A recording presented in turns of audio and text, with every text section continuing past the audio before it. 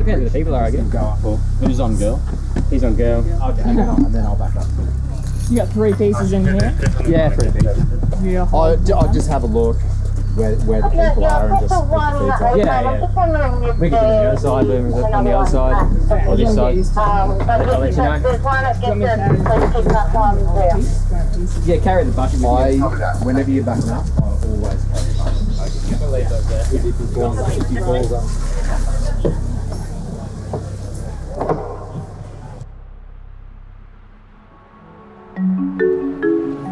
It's the first week of 2024 here at the zoo, and it's the busiest time of year. So we're doing something we haven't done in a while. We've brought back the EnviroPark feeds for a second croc show to accommodate for the larger crowds. We are in here this morning doing some mowing just to ensure the habitat is safe to navigate through for this afternoon's show.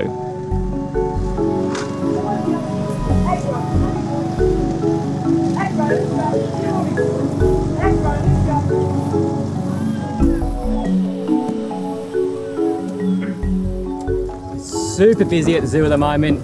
Christmas holidays, everyone's coming in, so we are doing 2 shows at the moment just because we are packed out. We're doing a show in Weeper's habitat. Yeah. So we'll do that, we'll feed that guy, and he's a good croc to feed. Pretty scary, but we'll bring him out for a couple of feeds and Yeah, be careful where you walk. and we'll be just watching our step the whole time. You never know where he's going to pop up, so it's really important communication as well, knowing where that crocodile is, knowing where the other keeper is, and hopefully put on a great show. Weeper, the croc we're feeding, he came from Weeper up in northern Queensland. He's about 15 feet long, he's one of our big boys. And because he's in the murky water, he acts entirely like that wild crocodile that hunts its stalks beneath the water surface, and he does these massive strikes on the water's edge just because he is so keen and is so camouflaged. Preparations for the feed have begun and the crowds are making their way from the Crocodile over to the EnviroPark. As the reptile team navigate the habitat and the spectators gather, the growing vibrations give Weeper a pretty good idea of what's about to happen. Whoever you are. It's been a while since Weeper has done a show feed, and the EnviroPark introduces additional challenges. Not only do we have to manage 2 crocs in one habitat, but I've got to educate and present in front of hundreds of spectators with a hungry croc only meters away. Copy that. If I seem nervous, it's because I am. All right. G'day guys, how you going? Good? Welcome over to Weeper's habitat.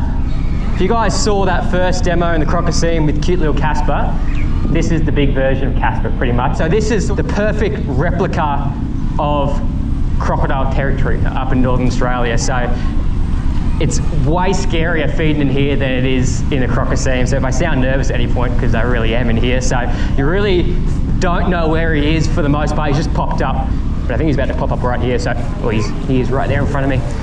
Mammals are really, really smart up in Northern Australia, especially the ones that are having to come down, having to work around the water's edge. There's some bubbles over there. So they are super skittish next to the water's edge. Agile wallabies will dig holes a couple of meters back out of the strike range to try and get down to the water table to find water without having to go down and have a drink, because they know there's a big chance. Hey, big boy, come here. Come here, fella. Big chance that if they come down and they don't know what's going on, they stick their nose in the water, boom, he's coming out. All right, here we go. Go quiet here for a second. Oh.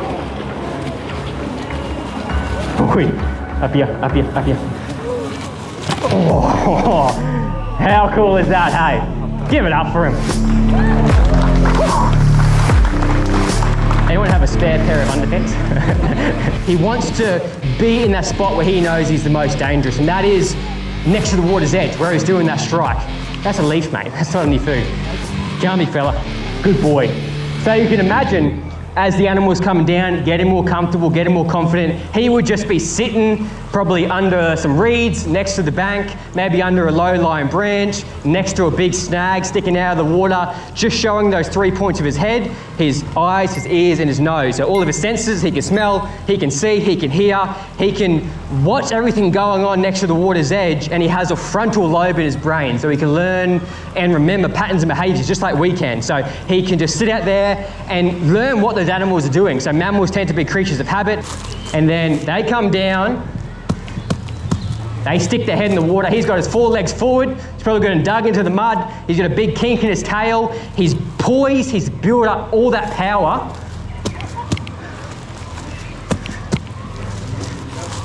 Hey, big boy. Gonna come up through the reeds.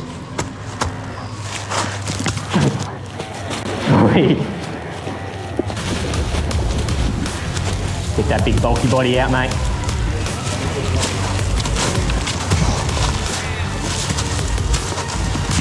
Oh, how cool is that, hey? Straight back to the water. I'm only a couple of meters away from him. He gets that big piece of meat, he goes back in. He wants to make sure that if it's still alive, he's gonna drown it. Any second now. Here he is.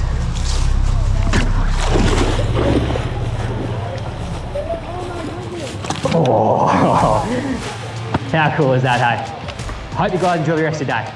See you later.